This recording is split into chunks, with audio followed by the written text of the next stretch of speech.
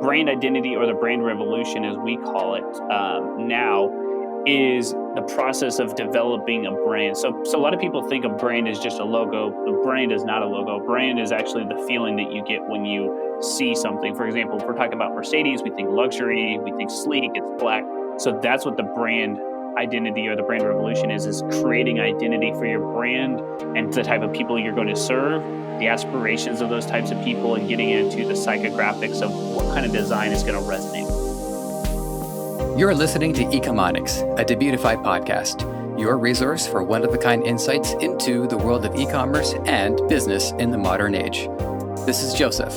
I'll be presenting a wealth of industry knowledge from interviews with successful business people and our own state-of-the-art research. Your time is valuable, so let's go.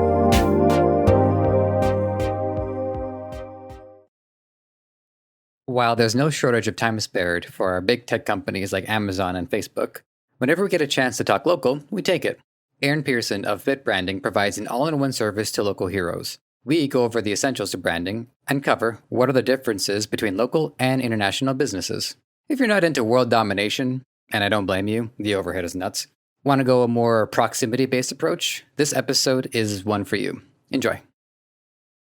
Aaron Pearson, it is good to have you here. Welcome to Ecomonics. How you doing today? How you feeling? Hey, my typical response is way above average, and people usually are like, what do you mean by that? But doing well. I'm super excited for this, and really excited to just dive into talking more about business and Shopify and themes and just business. So super excited to be here. Thanks. Fantastic. I got one friend. Every time I ask him how he's doing, he always starts with an and every time, like clockwork, it's his thing. Yeah, it's fantastic to have you here too.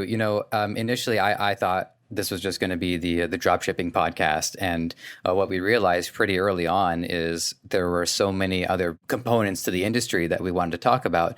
And Ecomonics has really taken off as this space, this exploratory vessel that goes to different planets and makes contact with different civilizations. So it's great to make contact with you today as well. Absolutely. That is a very good analogy too. I'm going to have to use that in the future to kind of steal for different things. You're not the first person to take something from this show. Somebody else said, that's a really good question. I'm going to take it. And then I went to listen to his show and he totally took it. And I'm not even mad, by the way. I'm actually like gleeful that my ideas have embedded themselves in other people.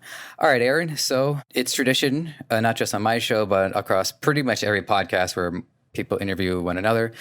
Tell us who you are and what do you do? Awesome. So yeah, I'm Aaron Pearson. I am a co-founder of a marketing agency called bitbranding. I'm also a podcast host or co-host for the Marketing Natives, which is a podcast specifically for local and online businesses and just actionable tactical tips and strategies to help grow their business. But we serve people all over the U.S., mainly U.S. We have helped some people in Canada. Shout out to them. But our focus is I'm in Canada. Right. Yeah. I mean, that's who we help is the local, the small businesses, usually less than 5 to 7 million, all the way to the $200,000 per year. But basically, we help them with 4 stages of their business. So building the brand. And then the next step is typically to have some kind of store or like a website presence. So website, then we talk to them about online marketing, and then we talk to them about email. So it's typically those 4 stages that kind of move throughout. And so we're really a full service for those local and online businesses. Okay, so I wrote down your 4 steps, mostly just for noting because I wasn't planning on zeroing in on them because I figured they would come up organically throughout the show. But I actually do want to know. So email, you said it's the 4th step. So why would email be the 4th step? If you had asked me to put it together, I would have thought email would have come sooner. Yeah. So it doesn't necessarily like step 1, step 2, step 3, step 4, sure. But it kind of does follow that route. So typically when somebody is looking for a business or to start a business, they usually, now, whether it's smart or not, I actually don't agree that it's smarter to go have a logo. I tell you to go make sales before you go do anything else. But so typically they reach out to us for a logo that transforms into a website. And the number one thing that you have to do for a website is drive traffic. So we use advertising campaigns to drive traffic, simultaneously collecting those email addresses and then nurturing people. Now, I do agree the most valuable asset in your business is pretty much like email slash website, and email almost even more. So it's not necessarily like it's a distant force, but it's Hmm. almost, you have to have the site, you have to have something to start collecting the email addresses, and then start nurturing them. Because the last thing I ever want to do is join an email list where somebody emails me stuff that's not valuable. And I typically want to use email to drive traffic to the website, whether it's to make a purchase or a conversion or completed registration, or whatever that may be. I want to drive them somewhere that I own. Hmm. Chronologically, the previous guest that we had, Paul Lee, he also talked about how I think too much of our mental and also tangible physical resources are expended in the wrong place. And he put it in a way that was quite eloquent and efficient, which is that people are transfixed by that dopamine hit of like building a beautiful website, having a great logo, and feeling really good about that website before they've driven any traffic. And then when they realize that maybe their product isn't going to work out or maybe the business isn't going to work out, well, all this work is, unless they start testing other products, it's going to end up going to waste. So I just want to know, like, what are the main reasons why you hear customers wanting to go with like the logos first, and how you manage to talk them into like focusing on the traffic first? Yeah, so I think it's a lot of peer pressure for a business. So the people who typically reach out about the logo first are ones who are just now starting their business. So they've either read a book or they've been conditioned by friends that say, "Hey, you're really good at this. Go start a business about it." And they're like, "Okay, well the first thing and the most fun and like shiny object thing is like, oh, I want a logo." So it's always like, "Okay, I want to go get a logo, like I have my name." And honestly, they spend so much more time on figuring out the name of their business and the logo that it takes months for them to take action on even the next step. So I think it's more so a societal like pressure to like do this first, when really if you look at a roadmap of successful entrepreneurs, like it doesn't necessarily matter. Like the brand will build itself afterwards. But if you don't have anything to build, the name doesn't mean anything. So it's kind of a catch 22. I think it's just intuitive for people to say like first Hmm. comes your name, then comes your brand, then you got to build a website, and then you figure out traffic.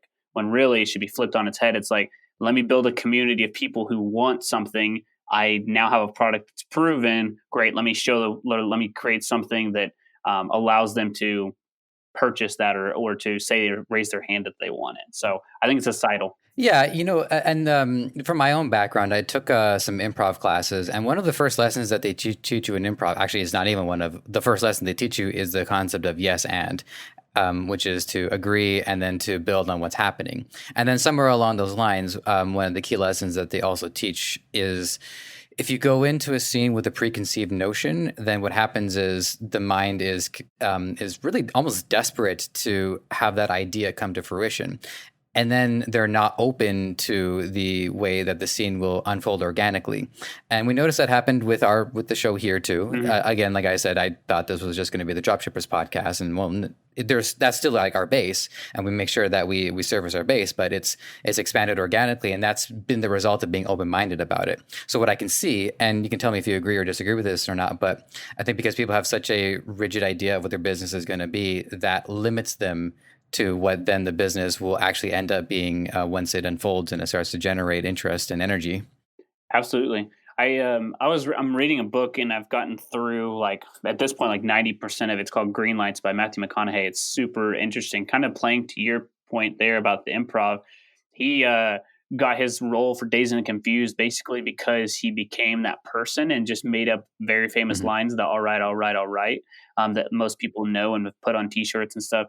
But then he was like, "Okay, now I've gotten to this level, so I'm going to go take acting classes." And what it did was it forced his brain to be in this box versus like going through the route organically, like you said. So, amazing book as a side note to check out. But also, I've just learned for myself, to your point, which is that you've got to be, and we're in a process of like opening up and shifting a little bit of what we're doing, because we found that a lot more people are interested in like a certain area of our business. And if we could have ignored it and been rigid, but we're actually stepping into it. And part of that is Hmm. actually even coming on a podcast like this is talking more about Shopify, talking more about e-commerce, talking more about that process and what that looks like for those types of people. So I absolutely agree that sometimes that can be a hindrance for business owners.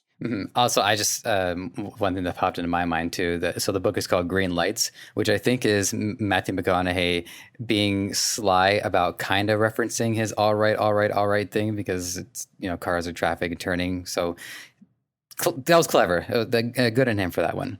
Here's one thing that I wanted to just understand based on what, because you say that you cater to businesses, local businesses. Now, is that like you're only focusing on businesses in Dallas, because I know that's where you guys are based out of, or is it more like if somebody say I'm a local business here in Toronto, and you say, okay, well, we know how to help local businesses, so long as local business is your strategy. So I just want to clear that up. So like, are you limited by your own area, or are you reaching out to locals wherever they may be? Yeah, so it's the local business model, meaning that typically the best customers for us are, it's typically family owned or the family helps out in the business.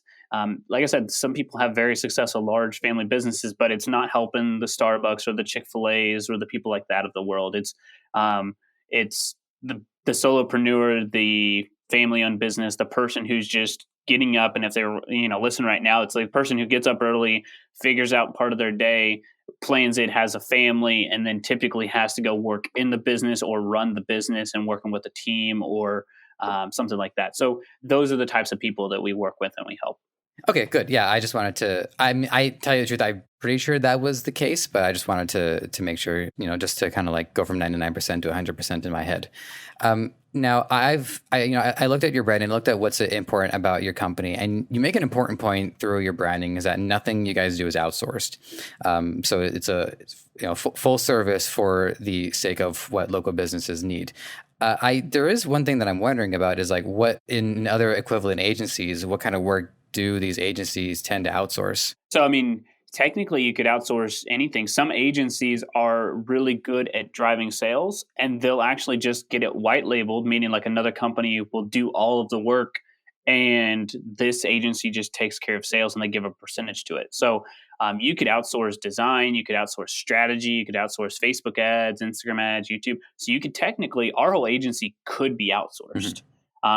But then you don't have the people that you talk to every day who have the hands-on experience with your business, which is really what we wanted, is just the relationship with that person, because it's just super fun to be able to take a business, maybe doing $100,000 a year to $1 million, and see how that impacts their life, their family, and it just transcends. Yeah, and I think it's also important to, and we'll get into this too, because your brand has a key element of we're not going to recommend something that we don't do ourselves, and so because your business, everything is contained, I think that gives a much better impression to these other businesses that this is a trustworthy group. Whereas when they I'm doing everything I can to avoid saying outsource the work to you, because there's a hint of irony in there. But like if they're going to bring their work to you, they want to know that the work actually stays there, and is because they value more of that interpersonal relationship. It's actually interesting to me that our clients and anything in the business world that I've realized is that getting them the results is like, if I can make you, for every dollar you spend, I make you $2. You're much more happier with that if you have an amazing experience with us. But if I give you $5 for every dollar that you spend and you have an okay experience, you're much more likely to leave us, because it's more about the relationship and the experience throughout of working with us, more so than it is the money. Like short term, it's the money. Like in 90 days, people are like, it's the money or whatever. But after that, the long term relationships we've had with clients from the very beginning, it's all been their experience with us and the relationship we've built with them. So it's almost more important to have a better relationship than it is to have the results, which is kind of weird for me to say that on a podcast, but it's so true. You got to have somebody you trust, who knows your business and really cares about it the same way that you do. Well, I mean, that through line was established, even very early on. So one of the, I remember even going as far back as interviewing Ricky, which was our first interview episode. But it was also like a crash test just to make sure that the format worked and everything. One of the early things that he said is that, he pivoted from doing something that was making a tremendous amount of money to not making quite as much money, but it improved his well-being, and we never want to leave people with the idea that this is just I don't know, maple syrup. What we want is for people to understand that this is also the correct way to invest into our long-term well-being. Because if you don't have your well-being, then you're not going to make any money. You're not going to get out of bed. That's so true. And I love the fact that you're from Canada and mentioned the maple syrup reference. That's awesome. Well, I was about to say sappy, but I was like, oh, wait a minute. It doesn't end on sap. It's on maple syrup. Yeah, I like doing that sometimes. Like, I notice my own relationship with Twitter and Facebook. With Twitter, I don't unfollow people, even if like, I don't agree with them, because to me, Twitter is more like a battlefield. But then I refer Facebook to like buttermilk pancakes and maple syrup, because I just want to, anyways. I got a question for you. So this is another through line that was established the first time we talked to somebody who had an agency, Tyler Jeffcoat. Great episode. Not that we've had any duds, but I'm just going to point out the ones that that come to mind based on context. And he made a point about how when you work with an agency, what happens is the agency is collecting data from all the other people that they work with, which makes it easier to make correct decisions versus if you were to hire somebody who did everything in-house. They're collecting data, but they're not getting data from anybody else unless that's part of their job, which, is really going to eat into their hourly or their weekly budget. And then we also had another conversation with Michael Zapersky, who, as of this recording, was just released, for people wondering about our chronology. And he said, yeah, I mean, up to a point, but then depending on the size and the expansion of the company, eventually you would want somebody to work in-house because your company is just so big, you can afford it. So would you say that data accumulation is true with your work? And if so, what are you learning from one business that you've been able to apply to other businesses? Yeah, I would agree with the first guest, more so in saying that like you are gathering data points from each area of business, but it's also diversifying with, like, say for example, if we had e-commerce clients only, that would be good for only e-commerce. However, we also have like lead generation clients or local businesses like that who just do lead generation. There's actually a lot more crossover with things like, if it's the Facebook algorithm or Instagram or YouTube or whatever, there's a lot more crossover there that gives you even wider and more data points that way. And what we've learned really is that the more strategies that you can test, the more ways that you can kind of prove something to work or not work, it lessens the load for each client, because whether an agency admits it or not, there's always constant testing. And so if you look at this as like just for example the Titanic, they have different compartments that fills up with water. Well, if we can only fill up one new client with 10% of water and everybody else with 10% of water, nothing's going to sink, meaning that we don't have to spend 50% of our budget to try to figure something out. So I do agree with the first guess, and it allows us to make changes quicker and faster, and then cross-pollinate to other businesses or in other ad accounts. Hey, this worked over here. It's a similar business, similar industry. Let's take that same methodology. So, and with our industry, with marketing in general, it's just constantly changing. So if you Right. aren't able to quickly adapt and grab different data points, I feel like you're going to fall farther behind. So I would agree with that completely. Yeah, if I don't mind me asking just about your Titanic analogy, because the way I'm hearing it is that if the Titanic sinks, that's the success condition where you're trying to fill the whole boat with so that it actually achieves. Or did I get that backwards? Because I'm not sure I fully understood it. Yeah, so I'm kind of like a Titanic nerd. So Okay. the first the first five components of or the first five compartments of the Titanic, if those were filled like all the way with water, the Titanic could still float. So it just happened to be that it filled almost all the way for all those compartments, and it went all the way through the ship. So that's what ended up, causing it to like flip in half and cut in half or whatever, and actually ultimately sink it. But for us, if we have, let's just say 10 compartments and we only fill it with 10% of water, well, then we make it to New York or we make it to our destination, and everybody is only, I'd be lying if I didn't say that there's a certain level of testing. Maybe you're wasting 5% of budget to figure out, okay, we can't ride this wave forever. So what's the next thing? So we got to spend 5% of our budget to try new things. Well, across 10 accounts, now we have, 50 to 100% more, I guess, equity to be able to test, so that we don't really dampen the load for something. So yeah, kind of the opposite. We are able to stay afloat Okay. because Okay. we can divvy out the water easier.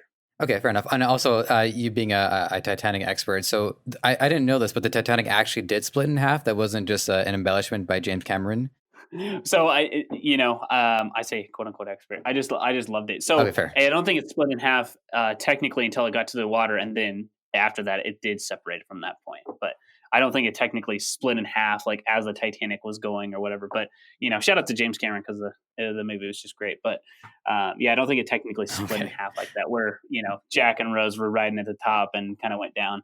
No, but I think it did separate once it hit the water. Okay, I got you. And okay, I'll skip my next one about whether or not the orchestra actually was playing right to the very end. I'm sure that's Ah, dang it. I think that was true, right? That's got to be true.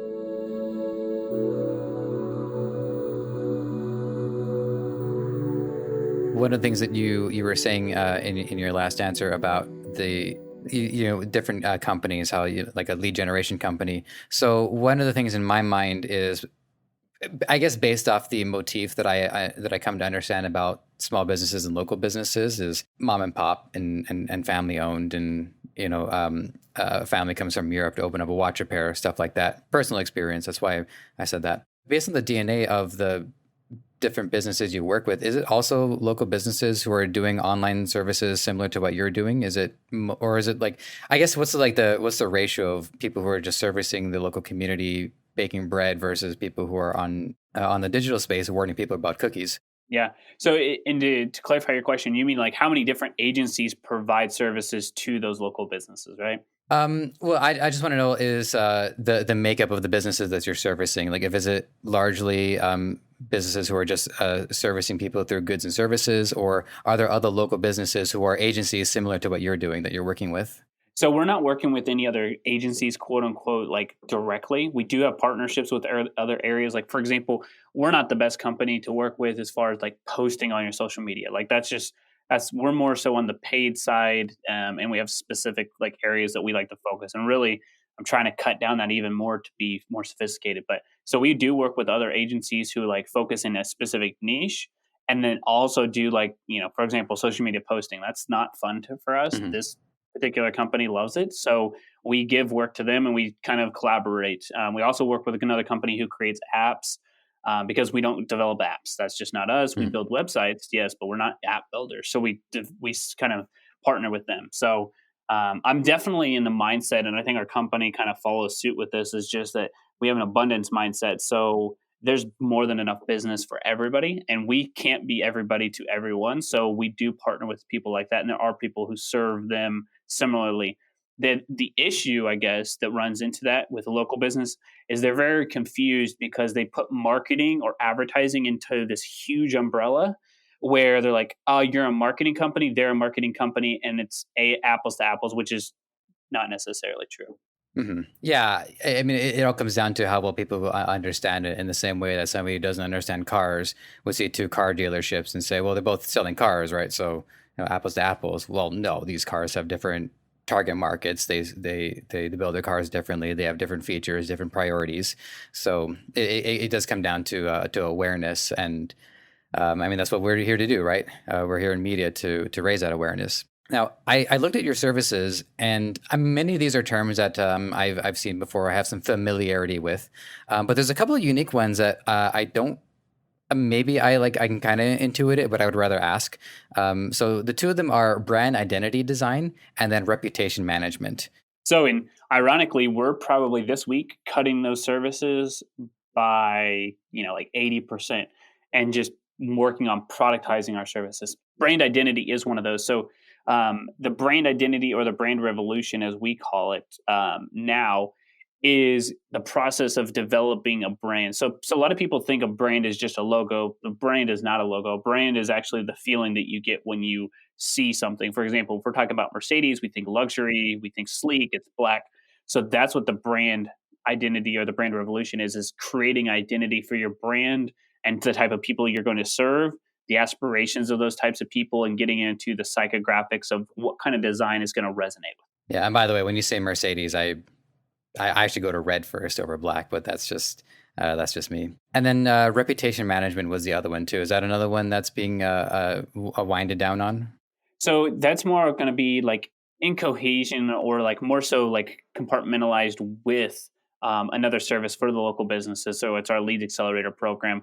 But basically, it's just requesting reviews from past clients, getting feedback from those reviews. If it's a negative review, then it goes back internally and allows the client to make it a better solution or a better alternative than a negative review, and then just requesting new reviews. So that's the big part of getting new reviews and eliminating or omitting bad reviews. So once it goes up, we can't go into Google and delete it. But reviews are huge for local businesses.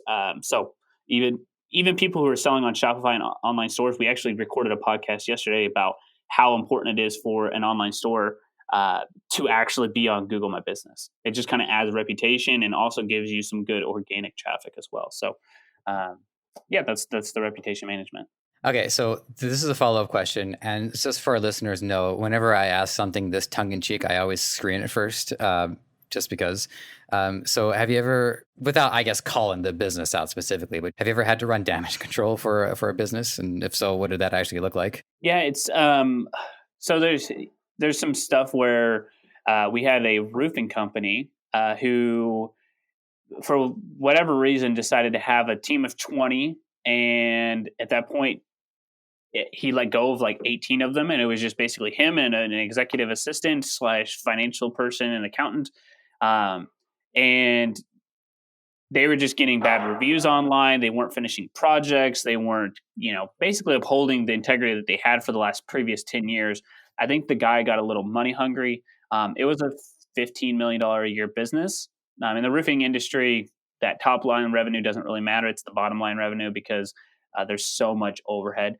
But more so, the damage control for us was just responding to comments, trying to which we don't typically do, but responding to comments, fielding things, looking at reviews, trying to respond to the reviews, and then more so just trying to have a face-to-face conversation with the business owner and say, hey, look, we realize that these things are happening. Like, what happened to your team? What happened to the business? Like, what's going on? How can we help? Because it looks like we're spiraling out of control right now. And more so, I think more than anything, what I personally care about is the integrity of our brand. And so, just by associating ourselves with this roofing company, I didn't want it to bring down us too, because it's also our employees and their pride and their integrity with what they do. So it was about 6 months of just a little bit of chaos at this point. Not to mention that they were a little past due on paying us as well. So it was. I'm glad it's still top of mind, but I'm glad it's kind of hopefully being a distant memory because it happened probably about a year ago, so it's still somewhat fresh. Hmm.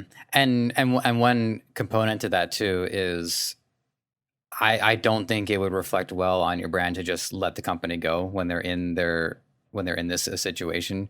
I mean, even if it's completely Right. justifiable and understandable, I think it speaks a lot more to your integrity that even in this PR disaster that they're currently in, and that you sat them down and leveraged your own reputation to a degree and say, listen, your decisions aren't just affecting us; your decisions aren't just affecting you; they're affecting us, and they're affecting anybody else that you're associated with. So you do have to keep that in mind. Well, and especially like we're in a town, so we're in Allen, Texas, so just north of Dallas. It's about 100,000, and this company is in Plano, just south of us, like a minute or two. It's in the business community and even in the local community. It seems like that's a lot of people or whatever in the Metroplex, but really it's a smaller group than you think. So it's like word gets around very quickly what's happening or not happening. So it's more so to kind of take care of your own, to your point. And so I think it would almost be a little selfish to do it at that point, and also the reputation. Just because people talk at that point, it's a bigger area, not your 3,000 person community, but people still do talk. It does have a small town feel.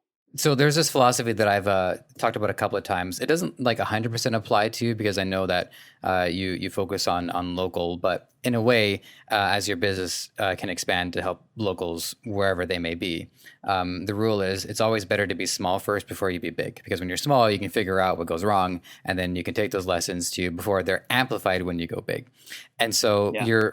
because you're working with businesses that they have limitations, which are good for them, right? They don't want to necessarily expand to like all over the place. it just goes to show how important it is to make sure that every little detail counts, and because they're a lot more noticeable than when a big company is servicing, I don't know, they don't have 18 people, they have hundreds of thousands of people or tens of thousands of people, and those little mistakes, you don't catch them right away, and that's why they end up becoming big mistakes.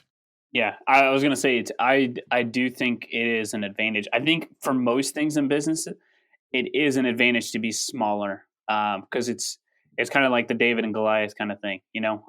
We're small but mighty. So Hmm. a smaller email list, well, you know which people are opening them, you know which people are interacting, you know if your stuff is good, you know if you have a system in place and you're working with 5 clients, if it's not working well, those 5 clients are going to tell you, and it's going to be a one-to-one conversation versus, I heard from a person who heard from a person who heard from a person that come downstream. So in most instances, absolutely, I think it's almost a disservice for a business to start out and just grow exponentially the first couple of years, because you basically run into a lot of gaps and holes that you have to basically put damage control on, to what you were talking about earlier.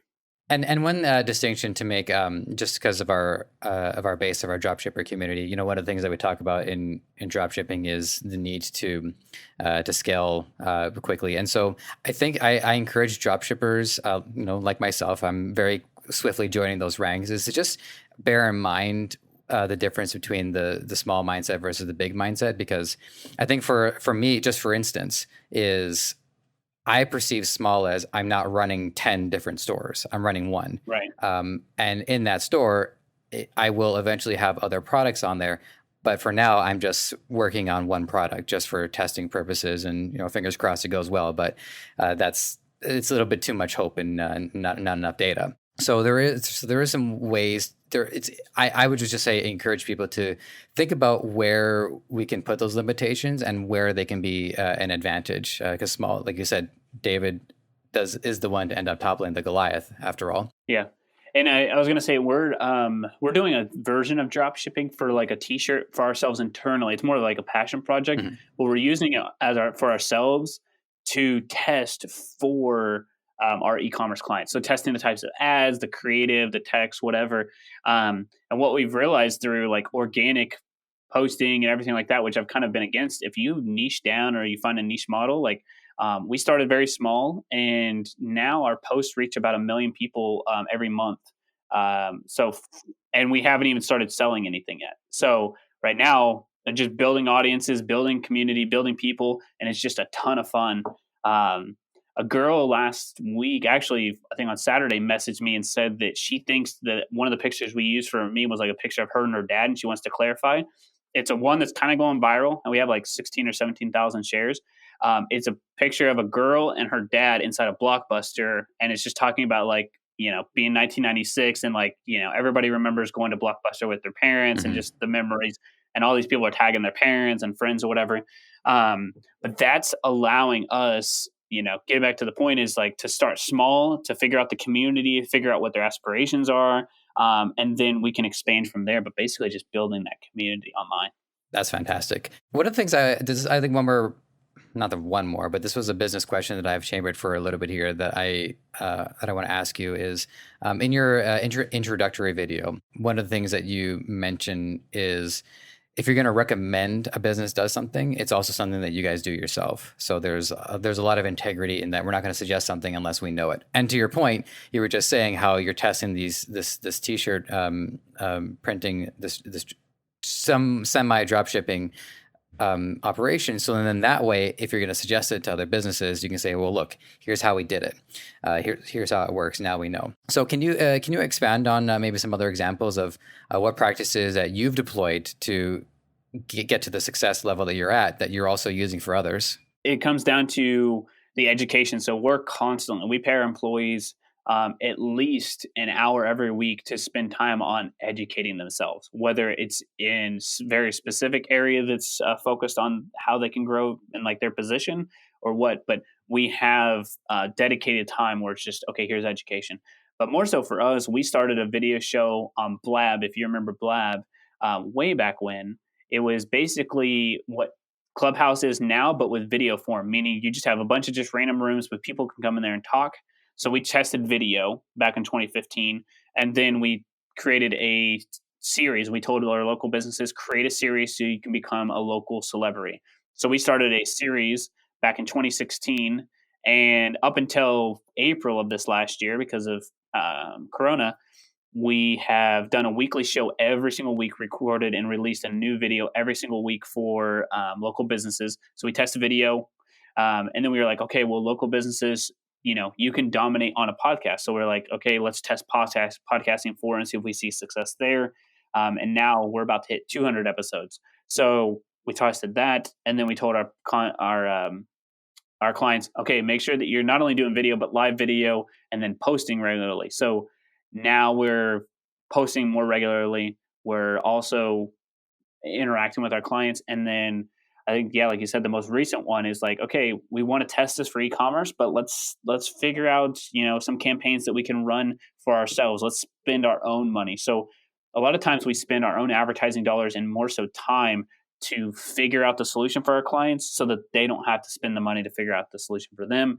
And then they see us more as the authority because they're like, hey, look, these guys have created 250 300 videos for a weekly show since 2016. They have 200 podcast episodes. They probably know what they're talking about and they could help me. And also too, 200 episodes, but 200 episodes that people are listening to and are engaged with. Right. So this was another a conversation that I had with a previous guest named Hassan Anbar. He was an SEO expert, and he was taking me through his history with the internet because he's been in the game for a while. And he pointed out that one of the earliest businesses to adapt to the internet was the travel industry. And it checks out because if you think about travel, it hinges on there being 2 points being somewhat far away from each other. So the internet makes sense in that way to help bridge the gap, so to speak. Now, in small businesses, the other thing that I observed with him is that I don't think the internet was as prevalent, even as up until when we were facing the global lockdown. So the question that I pose to you is, from your experience, have you noticed that that businesses have really had to adapt to using the internet more so because of COVID? And have there been any holdouts? Have any businesses tried to keep going regardless of it?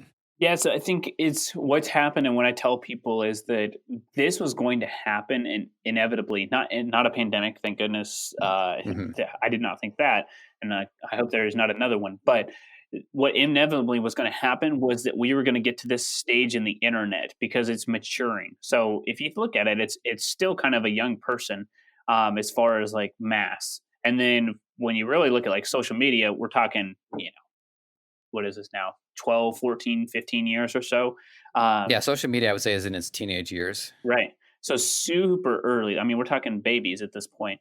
These people can barely drive. So, and I think, yeah, Instagram, Pinterest, they all were formed in 2010. So they're 10-year-old kids at this point. I guess my point from that is we were going to have this happen anyway. It's just happened about 24 to 30 months before. So to answer your question more directly, absolutely, we're seeing more businesses online, and it basically forced their hands. Some people actually said, hey, this is it. I'm at 55, 60 years old. I'm actually going to hang up my reins, and I don't want to be forced into that.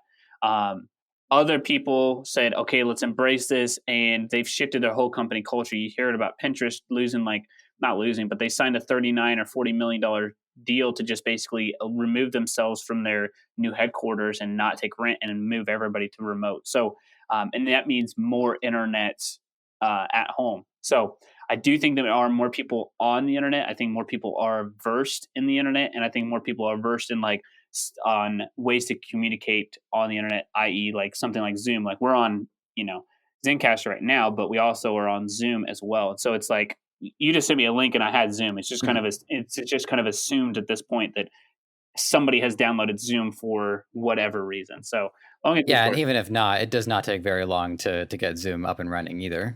No, yeah, we're talking a couple of minutes. So absolutely. Oh yeah. So one of the things that I observed in one of the episodes that I done solo, I think chronologically it's not out yet, but it might be out by the time we release this episode, is about the advantages and disadvantages of remote work. And one of them too is that companies don't have the same overhead that they now have when they have to rent out office spaces. The sales job that I had before I was brought onto this company we rented out a WeWork, and I know all about what WeWork was going through. I haven't looked into it lately, but I don't think they're very happy right now. So, but on the what it also does too is that I think it also increases the costs for each individual, because my utility bill and my internet usage is consumed a lot more now that I'm working from home than if I were to go into an office place where the business would have to basically front that bill.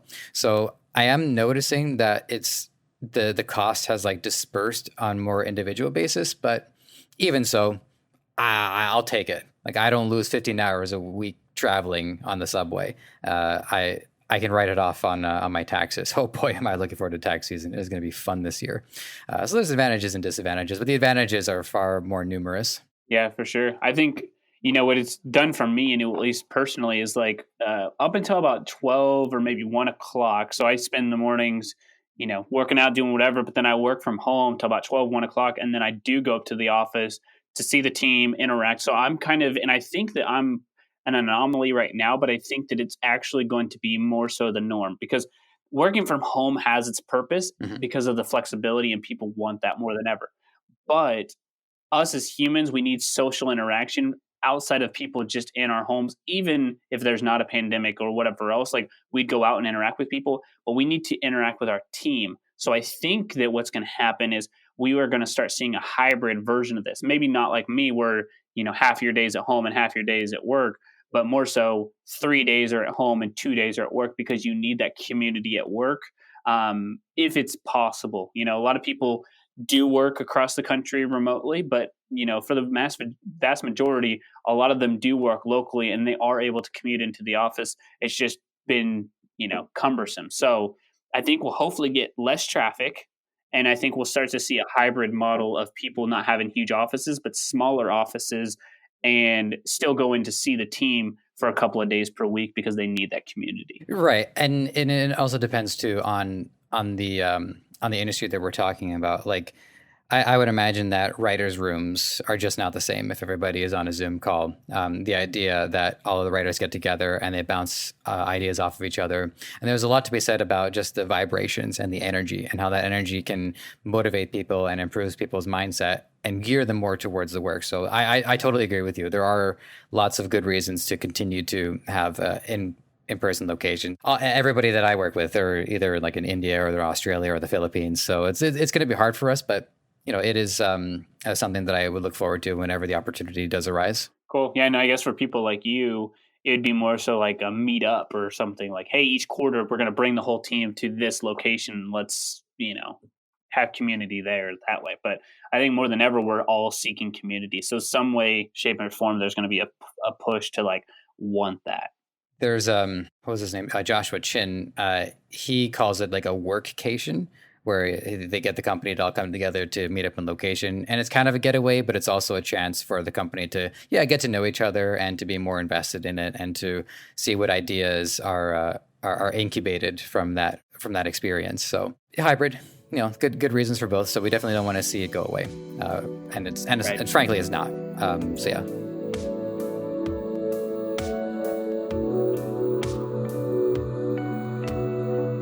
So one of the things I also want to know about is the difference between the social proof of a local business versus the social proof of a business that's strictly online.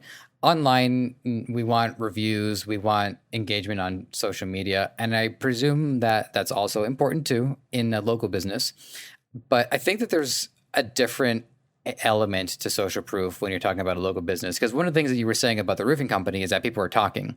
So each individual person on the street, even if they meet each other up in the grocery store or whatever, that can be a moment that influences the well-being of the business, depending on what they talk about. So, what are some distinct social proofs that we can talk about in relation to a local business? Yeah, so I think one thing that's kind of undervalued at this point is, like, at least for marketing agencies or like other local businesses, is like the community of networking, like whether you're chamber of commerce, other, the Better Business Bureau. Those are quote unquote social proofs that you could add to your website, add to your a presence online as well, or your door, or whatever else as people are going by. It's like, okay, they're A plus certified as a Better Business Bureau. they are part of the community, they're part of the Chamber of Commerce. Those are the social proofs that people are also looking for. It's like, if I'm looking at James down the street and Frank down the street and then Cindy has the Chamber of Commerce, she's a Better Business Bureau, she has 75 to 100 5-star reviews on Google. She also has friends commenting on her posts in Facebook, and then people are also tagging her in Facebook groups to like do work with her. So that's like an array of the social proof, or like the network side of things, is just different industries or different badges that you can have to kind of say that you're part of this exclusive group, I guess. Yeah, the Chamber of Commerce, that's one that hasn't it didn't pop into my mind even when I was thinking about what answers could be there to the question. So that's important too. It's it officiates the business and legitimizes it, and it understands, we're not just here to sell and then burn, you know what I mean? Like when people just say they sell and then they get out. I was like, no, we're here, we're invested, we're planting roots, we're here to be a part of this. So that's major. So we're getting close to our to the, not just the latter half, but really like the last quarter of this. And so what I wanted to do was point out a few snippets from your podcast, just so that listeners know what kind of value your podcast brings. The first snippet is how it might not be a good idea to be on every social media platform, transitioning just from what we were talking about with social. So as a start, what's the premise behind that thought process? And then on a practical matter, how do you work out what platform is a good fit for what client? Yeah, so the premise is that, like, I don't know where it's stolen from. So if depending on who's listening, tell me so I can give credit. But basically, there's 5 ones that need to happen in your business for you to grow the fastest, most efficiently, and typically the most profitable. So you want to have one audience, one offer, one message, one platform for 1 year. That's the fastest way for you to grow. Most people that I talk to are trying to make their first 100,000, make the first 250,000, maybe even get to $1 million. And the fastest way for you to do that efficiently and without stressing out or wasting a bunch of time is to follow that method. And it's focused on extreme focus, meaning that you could be mediocre at 10 platforms, but I would rather you be dominant at one. Because if you're not dominant at one, then you're going to get like 2% here and 2% there and 2% here, versus you could be operating at 70, 80% from one platform. So, and it's also easier. Like local businesses and even businesses in general, they have a family, they have all the rest of the other business to worry about. They have so many other things that are going on with themselves that if they try to do so much on social, they're just going to get burnout. Mm-hmm. So the thought process is focus is the fastest way to grow, but then also you want to eliminate burnout and do something that you enjoy. The second part of your question to answer it is you want to know where your audience is, and then you also want to know what you understand and what you enjoy. So if your audience isn't on Instagram as much as what they are on Facebook, and you also enjoy Facebook more, then it's a no-brainer. But if your audience is on YouTube and you're kind of afraid of video, I would say, okay, find the second best platform, or push yourself to that different level and work off of YouTube and start creating video content. So it really depends on the business, and it's a conversation that we have with each one of them. Okay, where do you feel comfortable? Okay, where's your audience? Where's the crossover? And then how can we pollinate the different platforms later? But we have to dominate one first. So that's usually our philosophy. Yeah, that makes a lot of sense. I mean, one of the things that I remember, and for listeners who've been dedicated to every episode, you'll have to forgive me for repeating this, but I remember one client that I had worked on very early on as an editor and a producer. He had wanted to set up Hootsuite, and what he wanted to do was send a message out and then have it automatically disseminated between Facebook and Twitter. And I think there might have been a third one in there, but I can't remember. And that immediately rubbed me the wrong way. And the reason why is because I felt like it wasn't respecting each platform's different rules. Especially at that time, Twitter had you can only use half the characters that you can have now. I think it was like 124, something along those lines. And so I would write something that was tweet length, but then if I posted on Facebook, well, that would come into conflict with all this other stuff that could be much longer. And so it's really important too that each platform deserves respect, and that you have to understand what are the rules and what are the motifs behind each one. And so if I'm going to be on Twitter, I'm writing a tweet. If I'm going to be on Facebook, I'm writing a post. Well, actually, you know what? I'm going to transition us right into this other question, because this is one that I really want to get your opinion on, and then we'll go back to some other snippets too. So here's the issue that I personally have with social media is that I think what they're doing is actually making it harder for me to illustrate my point, because they seem to be pulling features from other platforms. So on Instagram, for instance, and when I signed on to it, it was I don't remember there being stories. I remember it's just being images. And so now when I go onto Instagram, I can't help it. I just habitually go to the stories. I scan through the stories, many of which are still images, granted, but then I don't really have the capacity to then scroll through that many images. I'll go through maybe 3 or 4. Then Instagram says, "Congratulations, you're all caught up." I'm like, really? Really, Instagram? I'm caught up? I don't, okay. If you say so. Facebook is doing stories. I mean, Facebook is doing everything. Facebook is like, yeah, it's got its own thing. Twitter, I think Twitter just implemented stories into it. So I want to get your take on that. Do you feel like the platforms are starting to get a little bit too diluted for their own good? Yeah, so I think it's they're each pushing each other's envelope to find out what people are actually using. So stories came about because of Snapchat, because Snapchat said that, hey, short form video is actually what people are interested in, and then Instagram added it, and then look at TikTok, it was short form video. That's what made it virality like possible, and then now they're extending that length. I think they're just going off of consumer behavior. They have a lot more data than I do. It can be confusing, and it's also can be overwhelming, which is why I always tell people, pick the platforms that are best meant for you. For example, like you, I mean, I would think Clubhouse would be the best place. You could literally, there's no video, nothing. It's just audio, and it's just good conversation with people, and it's audio only. So that's like one place. Some people love the aesthetics of Instagram. It could be the aesthetics, could be stories, could be the posts, whatever. But I guess my advice to people is like consume what you enjoy from it, because there should be an overlap of everything that makes the platform what it is, as well as some additional things. So the longer videos, the stories, the posts, they got all be inside of one platform. And I think that that's just because each one of them are trying to adapt to what the market is saying. So I know that I personally, as well, just get into stories. A lot more people consume stories, and I think it's good, and I like the adaptiveness to it. But yeah, we're seeing so much copying. It's just literally you don't know. It's like a funny meme of everybody pointing at each other, like who did what first. So there's no originality anymore. But I don't know if that's necessarily a bad thing or a good thing, as long as the people who are consuming the content enjoy the platform for its intended purposes. So I think it could be a good thing. I always like to just say, let's keep progressing, and if it doesn't work, then we can kind of recede. Okay, that's fair. And then I will say one thing positive about stories is that they do reflect more of how life actually is, because people will, without pointing out any specific examples, I think we all have at least like one person in our head who was called out on tweets that they had made years ago, and how they don't really reflect that person anymore, but it's costing them something significant, like a deal or a contract or something like that. Whereas stories, they reflect reality, because reality is constantly changing. And so a story comes and a story goes. It's just in the same way each day passes by and it doesn't come up again. So I will say that about stories. So yeah, one last one, and then I get back to a couple of other of the snippets I extracted, which one do you think is doing stories best right now?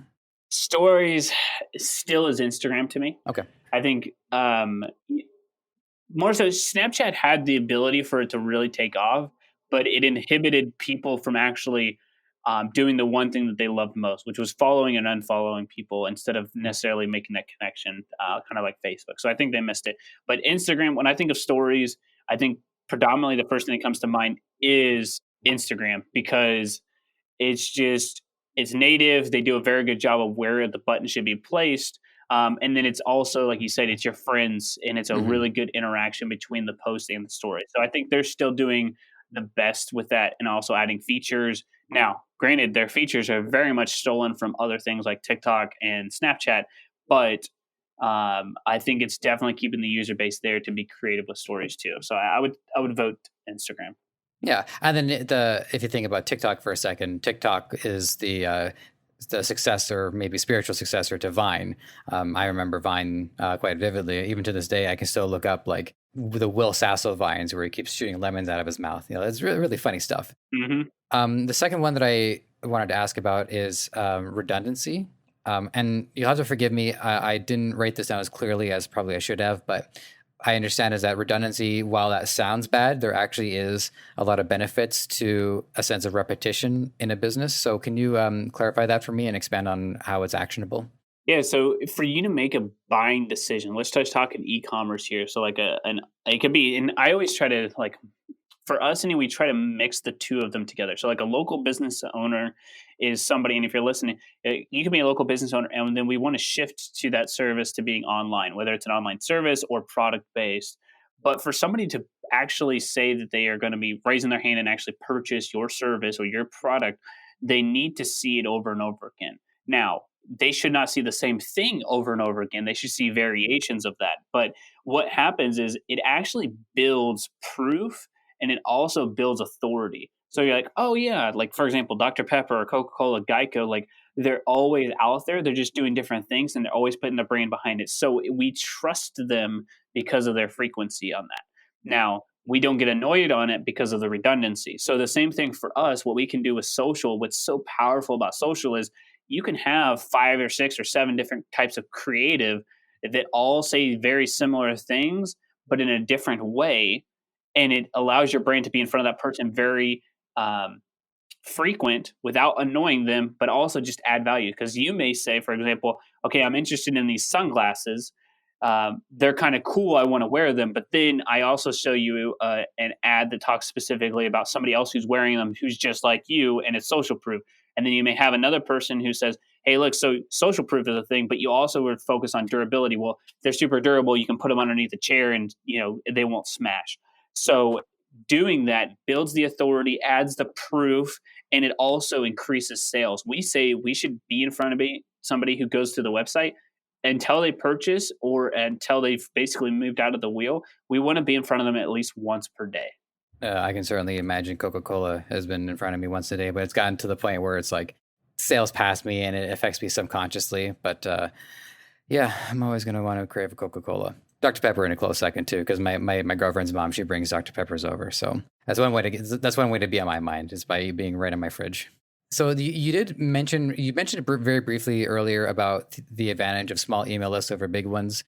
I just wanted to point out that that was one of the questions, but you did answer it earlier. So just to reiterate, it's easier to engage with a smaller audience versus thinking about what kind of message someone has to send if they're sending it to hundreds of thousands of people or even tens of thousands of people. It's not the message itself changes versus a more, I guess, intimate message with a smaller group of people makes them feel more connected to each other. So you talk about the importance. This is something we got into earlier, and so there's a very specific question. So just to reiterate to the audience, it's important to build the community and to generate interest first before selling. Now, there's one aspect of this that I'm wondering about, which is if community members could ever feel like misdirected or misled if they get into a brand before finding out that there's now something for sale. So we want to avoid the perception of a bait and switch. So is there any specific methods that a business takes just to make sure that the relationship is all good to go by the time the business is ready to sell? Yeah, so I think that what you have to do for that is people want more than anything for you to be honest and transparent. Hey, I'm building this community for you.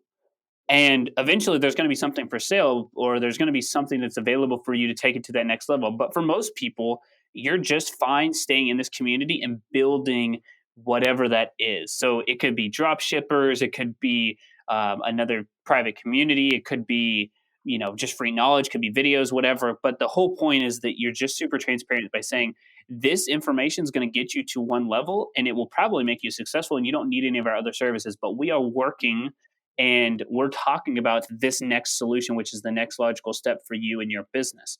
I think by doing that, you build up anticipation. It's kind of like whenever I don't know if you watched like Cobra Kai or like whatever else. I love Cobra Kai. I just got through season 3. Okay, so I'm only like 3 or 4 episodes in, but what they did really, really well was the anticipation for it. One of the very first things they did right now, and what I did too, is one of the most popular searches is season 4 of Cobra Kai, and the guy who's the screenwriter, everything like that, they started tweeting about it. So they've created this community of people, and they said, "Hey, look, this is going to come out later." So they build up anticipation. So getting back to the business side, hey, I'm going to give you the 5 steps to drive free traffic to your Shopify store. I'm going to tell you, I'm going to talk to you about the 5 best themes for your Shopify store for this particular brand. But then after that, I'm going to give you a course, because the next logical thing is for you to go do it yourself. But you probably need the roadmap for it. And so we're going to have a course. It's going to come out, and we're going to be talking about this. We're going to be talking about this. We're going to be talking about this. And these are the steps that you need to take to create and launch a successful business. And those of you who are interested, great. If not, we're still going to give tons of value outside of it. So long answer short, I think it's just about transparency and letting them know that, hey, look, we are in business. We want to be a community and valuable to you guys. But eventually, we're going to help the people who want to take it to the next level. And this is how we're going to do it. So if you're ready, then raise your hand. If not, you can still be part of our community, and let's just keep growing together. That's terrific. And it speaks to another ongoing theme about how a lot of people have been putting out value, and next thing you know, they'll hear from somebody that was enjoying their content for years and years. And I said, it took me a while, but I'm finally ready to do it. So it definitely works out 100%. All right, Aaron, we got to get you on Addy. So the final question, as is tradition, I think this is also a tradition for most podcasts, pretty sure. So it's two parts. First is parting words of wisdom.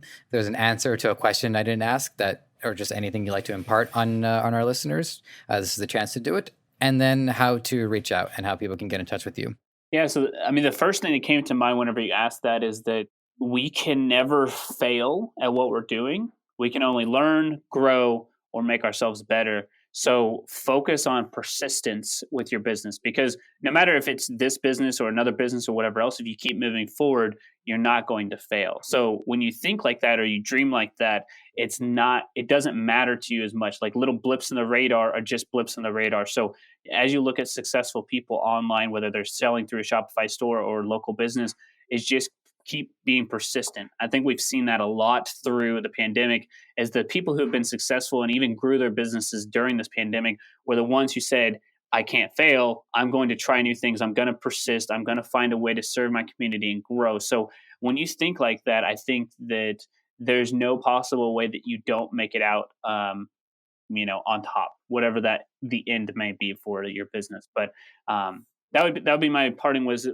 of wisdom for y'all, is to definitely, y'all Texas, is to definitely just stay persistent, and more so find somebody who you can talk to who is maybe a step ahead of you or right there with you, and talk to them about that as well. Make sure it's the same kind of mindset, because they can push and counteract you, and you guys can both continue to grow and move forward too. Fantastic. And then the other half of it is how people get engaged with your content and get engaged with you. Right. So the easiest thing is our website. So it's bitbranding. That's bitbranding.co. That's our website. We're on every social platform at bitbranding, everything from TikTok to Facebook.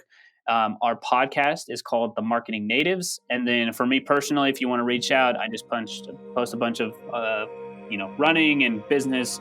It's just Pearson, Aaron, J on everything too. So Pearson, Aaron, Aaron, and then J. And that's just across every social platform if you want to connect with me personally.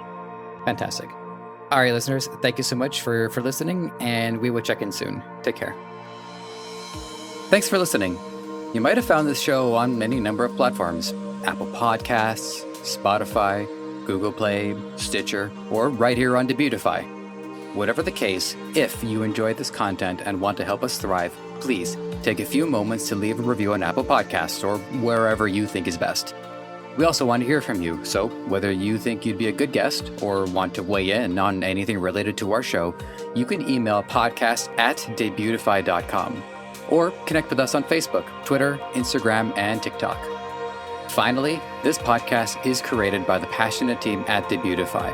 If you're ready to take the plunge into e-commerce or are looking to up your game, head over to Debutify.com and see how it can change your life and the lives of many through what you do next.